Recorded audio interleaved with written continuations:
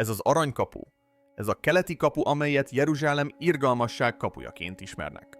Ahogy láthatjátok, már nagyon-nagyon régóta le van pecsételve. Felsétálni a templomba, a családoddal tudván, hogy Istennel fogsz találkozni. Ez volt a legközelebbi hely Isten jelenlétéhez a földön. Évszázadok óta csendben állt kővel és misztikummal lezárva. Jeruzsálem keleti kapuja más néven aranykapu, vagy irgalmasság kapuja közel 500 éve zárva van. Sokak számára ez csak egy ősi erekje, a város történelmi falainak része. De azok számára, akik a proféciákat tanulmányozzák, legyenek azok keresztények vagy zsidók, ez valami sokkal szentebb. Mert az ősi szövegek és a régóta fennálló hagyományok szerint az a kapu, amelyen a messiásnak a jövendőlés szerint át kell mennie, amikor dicsőségben visszatér. És most valami furcsa történik. Suttogás terjedt szerte a városban. Por hullani kezdett. Egyesek szerint a kövek enyhén elmozdulnak, mintha valami láthatatlan kavarná fel őket. Lehet, hogy ez csak egy természetes jelenség, vagy valami nagyobb dolog jele. Vajon azt jelentheti ez, hogy a profécia a szemünk láttára kezd kibontakozni? Ebben a videóban mélyen elkalauzolunk a lepecsételt kapu mögötti rejtélybe. Felfedezzük a proféciákat, a történelmet és a ma jelentett különös eseményeket. Miért volt egyáltalán lepecsételve? Ki rendelte el a bezárását? És miért helyeztek el előtte sírokat? És a legijesztőbb kérdés mind közül, ha az irgalmasság kapuja megnyílik, akkor mi vagy kijön? Ahhoz, hogy megértsük ezt a rejtét, és azt, hogy miért pecsételték le a kaput. Vissza kell mennünk az időben. Az 1500-as évek elején Jeruzsálem az Oszmán Birodalom uralma alatt állt. Ez az erő és az ambíciók korszaka volt. Szulejmán szultán, akit grandiózus építészeti víziójáról a nagymesterként ismertek, elrendelte a város falainak újjáépítését. De egy döntése máig kiemelkedik. Elrendelte a keleti kapu lezárását. Semmilyen írott törvény nem magyarázza meg, hogy miért. Semmilyen feljegyzés nem árulja el, hogy mire gondolt. De ha figyelembe vesszük az időzítést és a város ősi hagyományait, egy mélyebb ok kezd felszínre kerülni. Mert addigra a proféciákról szóló beszéd már elkezdett terjedni Jeruzsálemben. Az emberek azt hitték, hogy a messiás keletről fog eljönni. És az ősi zsidó tanítások szerint ezen a kapun keresztül fog belépni a Szent Városba. Így, hát Szulejmán szultán lepecsételte a kaput. És hogy biztosan zárva maradjon, közvetlenül elé egy muszlim temetőt építetett. Úgy tűnt ez egy nagyon szándékos lépés. A zsidó törvények szerint a papi vérvonal leszármazottai, az úgynevezett kohanimok, nem léphetnek be a temetőkbe, anélkül, hogy rituálisan tisztátalanná válnának. Ha a messiás papi alak lenne, az egyfajta lelki akadályt teremtene. Ez egy elgondolkodtató gondolat. Egy kapu, amely Isten felkentjének visszatérését szolgálta, szándékosan bezárva. Egy fal, amely az isteni ígéret ellen emeltetett. De a történelem más történetet mesél. Az Isten akaratának megakadályozására irányuló emberi erőfeszítések újra és újra soha nem tartottak sokáig. A fáraó próbálkozott. Babilon próbálkozott. Róma próbálkozott. A profécia mégis előre haladt. Nem hangosan, nem erőszakkal, hanem csendes, szilárd bizonyossággal. A Biblia nem nevezi meg nyíltan ezt a kaput, de iránymutatáson, látomáson keresztül beszél róla. Ezékiel próféta, amikor babiloni számüzetésben volt, látott valamit, ami korokon át visszhangozni fog. Egy látomás arról, ahogy az Úr dicsősége belép a templomba. Ezékiel egy látomásban látta. Az isteni jelenlét ragyogó és hatalmas keletről jön, belép az úgynevezett keleti kapun. Ezékiel 43. De írásainak korábbi részében valami sokkal szívszorítóbb dolognak volt tanúja. Isten dicsőségének, amint elhagyja a templomot, és ismét kelet felé halad. Ezékiel 10. Ez egy bensőséges kapcsolat, majd elválás története. Egy jelenlét mintázata, amelyet számüzetés követ. Most pedig ugorjunk előre néhány évszázadot. Jézus húsvét előestéjén közeledik Jeruzsálemhez. A hangulat elektromos. A tömeg tele van reménnyel. Szamárháton érkezik Zakariás, egy jól ismert proféciájának szándékos visszhangjaként. Örülj nagyon, Sion leánya, íme királyod jön hozzád. Igazságos és üdvösséget hoz, alázatos és szamárháton lovagol. Zakariás 9.9. Jelentős az útja, amelyen halad. Az olajfák hegyétől a Kidron völgyén át, az ókori város hagyományos elrendezése szerint egyenesen a keleti kapun át. Nem politikai forradalom volt. Csendes, alázatos prófétai volt. de ez jelezte azt a pillanatot, amikor a messiás belépett városába. De ez még nem volt a történet vége. A történet folytatódik. Az apostolok cselekedetei egy fejezetében azt olvassuk, hogy Jézus az olajfák hegyéről ment fel a mennybe. Évszázadokkal korábban pedig Zakariás próféta írt egy jövőbeli napról, amikor az Úr visszatér, és lábai ismét az olajfák hegyén állnak majd kelet felé nézve. Zakariás 14. A minta megállja a helyét. A kapu figyel, a prófécia vár, és 2000 éven át minden valami többfelé épült. Ma a keleti kapu lezárva áll. Két boltíve, amelyek egykor nyitva álltak, a világ számára nehézkővel vannak kitöltve, mozdulatlanok és csendesek.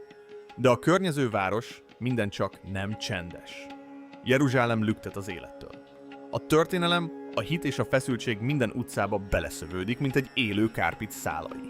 A nyugati falnál imák szállnak fel éjjel-nappal. A sziklameccset a nap alatt ragyog. A piacok tele vannak színekkel, hangokkal és mozgással. Mégis, amikor a keleti fal felé sétálsz és megállsz az irgalmasság kapuja előtt, valami megváltozik. Nem csak a csend. A várakozás, a misztikum érzése a csend mögött. És mostanában halk suttogások kezdtek keringeni. Nem szenzációs címek, hanem finom, ismétlődő jelentések. Néhány izraeli idegenvezető említette, hogy por szivárog be a lezárt kapu repedésein. Apró elmozdulások az ősi kövekben. Olyan változások, amelyek korábban nem voltak ott. Még a statikus mérnökök is elkezdték észrevenni ezt. Jelentések érkeztek a szerkezet apróbb eltolódásairól, és egyesek azt állítják, hogy halk nyögő hangokat hallottak a kapuból. Hivatalos magyarázatot nem adtak erre. Sokan elvetik ezt természetes okoknak tulajdonítva. Erózió elmozduló alapok egy ősi város egyszerű öregedése. De másoknak valami többnek tűnik. Egy suttogásnak. Egy izgalom. Máté 24-ben Jézus olyan jelekről beszélt, amelyekre figyelni kell. Háborúk, hírek, földrengések, kiáltó hangok a pusztából. Majd azt mondta, vigyázzatok, mert nem tudjátok az órát. Van egy mélyebb valóság e kövek alatt. Egy, amit nem láthatunk, nem érinthetünk meg, és nem is mérhetünk, de amit érzékelhetünk. És a Biblia nem hagyja figyelmen kívül ezt a láthatatlan világot, sőt megerősíti. A zsidókhoz írt levél 11.3 ezt mondja. Hit által értjük meg, hogy a világegyetem Isten parancsára formálódott így. A látható nem a láthatókból lett. Ez egy erőteljes és alázatra intő igazság. Minden, amit látunk, a körülöttünk lévő látható világ. Valami sokkal nagyobb, valami láthatatlan dolog által formált. Minden, amit ismerünk, abból született, amit nem látunk. És ez megváltoztatja azt, ahogyan a körülöttünk lévő világról gondolkodunk. Emlékeztet minket arra, hogy a fizikai világ nem a teljes történet, ez egy visszhang valami sokkal mélyebb, sokkal nagyobb dolog felszíni tükröződése. Amikor a keleti kapura nézünk, nem csupán követ és ősi habarcsot látunk, egy küszöböt látunk a természetes és az isteni között. A Szentírásban Isten ritkán jelenti ki magát zajjal vagy látványossággal.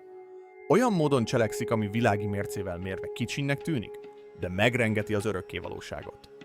Egy suttogás illésnek a barlangban nem szél vagy tűz. Egy etetővájúban fektetett csecsemőn nem palotában.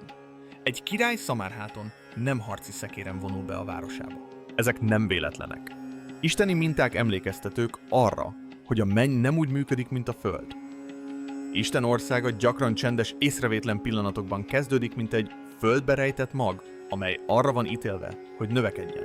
Tehát amikor valami furcsát veszünk észre a keleti kapunál egy kis kőpor hullását halk hangokat belülről, talán nem az a helyes válasz, hogy kimagyarázzuk. Talán azt kellene kérdeznünk, hogy vajon ez az a jel, amit Isten ad.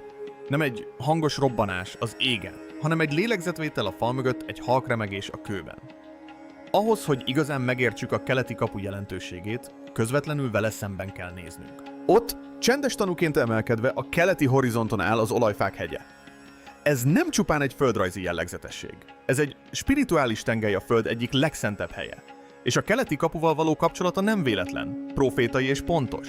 Ezékiel látomásában látta, ahogy Isten dicsősége elhagyja a templomot, kelet felé halad és megnyugszik az olajfák hegyén. A távozás bánat jellemezte.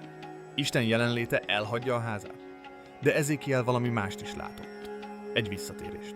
Látta az Úr dicsőségét visszatérni keletről, ugyanazon a kapun belépni. Ezékiel 43. Ez a minta megismétlődik. Elindulás és visszatérés. gyász és helyreállás. Aztán évszázadokkal később Jézus ugyanezt a mintát követi. Át kell az olajfák hegyén, bevonul Jeruzsálembe. És nem is akárhogyan, hanem a keleti kapun keresztül. Virágvasárnap van. A tömeg kiáltja Hozsánna, és ismét a dicsőség áthalad a kapun. De Jézus nem maradott még. Nem. Feltámadása után visszatér az olajfák hegyére, onnan pedig felmegy a mennybe. A tanítványok ott állnak és áhítattal figyelik, ahogy eltűnik az égben. Aztán két férfi angyalok megjelennek és megkérdezik, miért álltok itt és néztek az égre? Ugyanaz a Jézus fog visszatérni, ahogyan láttátok őt elmenni. Abcsel 1.11. Zakariás próféta pedig még világosabbá teszi ezt. Azon a napon az olajfák hegyén áll majd a lába. Ez nem pusztán szimbolizmus. Ez földrajz. Ez egy ösvény, egy pálya, egy vonal, amelyet maga az ég húzott az olajfák hegyétől a völgyön át, a keleti kapun át. És minden generációban voltak megfigyelők, olyan emberek, akik érzik az idő súlyát, akik érzékelik, hogy a történelem nem véletlenszerű, hanem valami nagyobb felé halad. Ezek olyan emberek, akik nem csak híreket olvasnak, áttekintenek rajta. A mélyebb mintákat keresik. Az utóbbi években ezek közül a megfigyelők közül sokan eljutottak a keleti kapuhoz. Vannak köztük tudósok, zarándokok, lelkészek, írók, vagy csendes hívők nyitott szívvel és várakozó hittel. És a jelentések, amiket visszahoznak, meglepően következetesek, egy minta.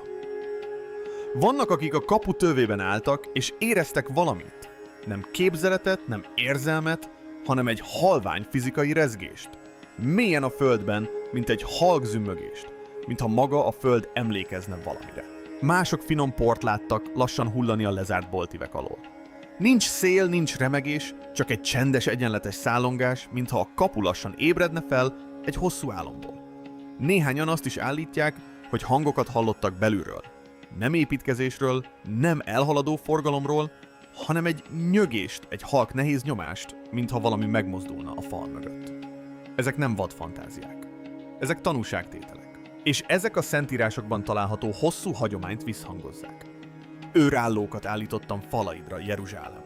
Nem lesznek csendben, sem nappal, sem éjjel. Ézsaiás 62.6. Ezek az őrállók nem a jelek és csodák megszállottjai.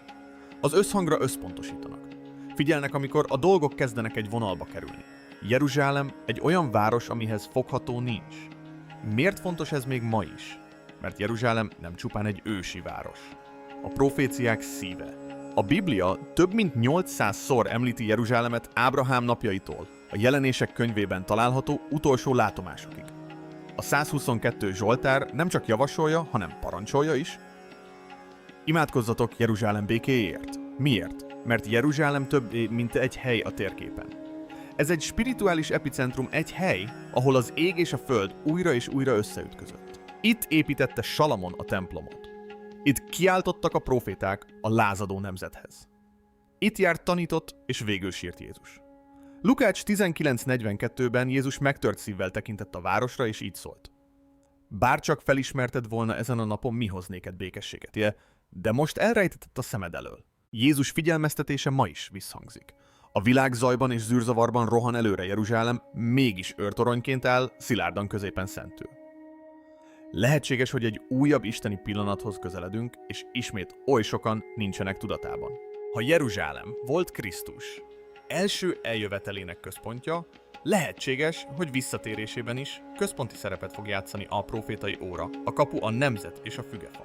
Amikor Jézus a Máté evangéliumának 24. fejezetében a fügefáról beszélt, nem egyszerűen növényekről beszélt.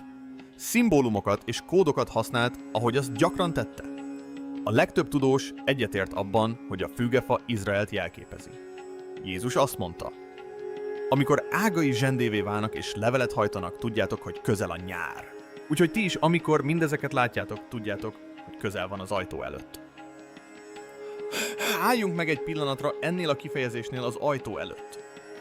Vajon ez több lehet, mint pusztán metafora? Vajon a kapu szó szerint is értelmezhető, mint a keleti kapu? Ugyanaz a kapu, amely továbbra is lepecsételve, remegve áll, és amelyet a világ minden táján a proféciák őrzői figyelnek, Izrael 1948-as újjászületését. Sokan a fügefa első levelének tekintették. Azóta pedig egyre több jel kezdett mutatkozni. Egyre több a földrengés. Dúlnak a háborúk, spirituális ébredések törnek ki, miközben egyidejűleg mély zűrzavar, megosztottság és eltávolodás is tapasztalható. Globális nyugtalanság uralkodik mindenhol, de talán a legcsendesebb és legijesztőbb jel mindközül egy kapu. Egy régóta lezárt kapu most talán mocorogni kezd. Jézus egyszer azt mondta, közel van az ajtó előtt.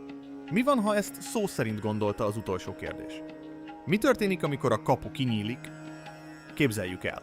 Egy ősi kőkapu közel 500 éven át, szorosan lezárva, az idő érintetlenül hagyva mégis, a sors által érintetlenül. Most suttogás kezd felerősödni. Por szűrődik be apró repedéseken. A talaj halkan rezeg. A kövek enyhén elmozdulnak. Mi van, ha ez nem csak erózió? Mi van, ha ez terv? Kérdezd meg magadtól, mit fog jelenteni ez a kapu, amikor kinyílik? Lehet, hogy nem csap szét mennydörgéssel, vagy drámai jelekkel. Lehet, hogy nem lesz villámlás, nincs tűz. De a spirituális birodalomban megrengeti az eget. Ez több, mint egy kapu. Ez egy kijelentés, ami arra vár, hogy kimondják. És amikor megnyílik, nem csupán egy szakasz tár fel, hanem egy királyt hirdet ki. Évszázadok óta várnak a proféciák. És ez a kapu lehet az utolsó küszöb, a pillanat, amikor az isteni időzítés és az emberi történelem találkozik. Készen állunk majd, amikor eljön ez a pillanat. A jelek finomak, de épülnek. A világ alszik, de a kapu megmozdul, és az ég figyel. Te is, ha valami megmozdul a szívedben, miközben ezt hallod, ne görgess tovább. Maradj ébren. Maradj éber. Mert a király közeleg. Lájkold, oszd meg és iratkozz fel, ha úgy gondolod, hogy ez egy figyelemre méltó jel. Mert ez nem csak ókori történelem. Lehet, hogy ez egy profécia, amely a jelenben bontakozik ki. És a történet nem ér véget. Lehet, hogy csak most kezdődik.